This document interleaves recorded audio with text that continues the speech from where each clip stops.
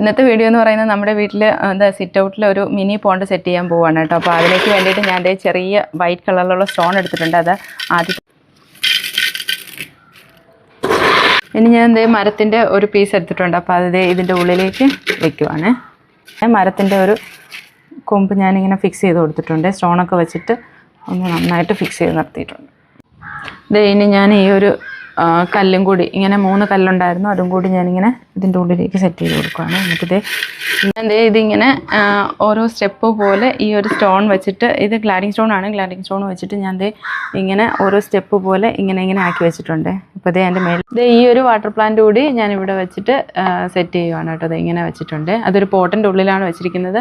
വെള്ളം നിറച്ചിട്ട് അതിനകത്ത് കുറച്ച് പെബിൾസ് ഒക്കെ ഇട്ടിട്ടാണ് വെച്ചിരിക്കുന്നത്. ഇനി ഞാൻ ചെയ്യാൻ പോകുന്നത് വാട്ടർ ലില്ലിയും കൂടി ഇതിൻ്റെ ഉള്ളിൽ ഫിക്സ് ചെയ്യാൻ പോവുകയാണ്. ഈ നമ്മൾ നേരത്തെ വെച്ച ഒരു കൊമ്പില്ലേ, അതിൻ്റെ ഉള്ളിലേക്ക് വെച്ച് കൊടുക്കുകയാണ്. ഈ ഒരു വാട്ടർ പ്ലാന്റ് കൂടി ഞാൻ ഇതിൻ്റെ ഉള്ളിൽ ഇട്ട് കൊടുക്കുകയാണ്. 2-3 ഇട്ടിട്ടുണ്ട് കേട്ടോ. ഇനി വെള്ളം ഒന്ന് തെളിഞ്ഞതിന് ശേഷം നമുക്ക് ഫിഷ് ഇട്ട് കൊടുക്കാം.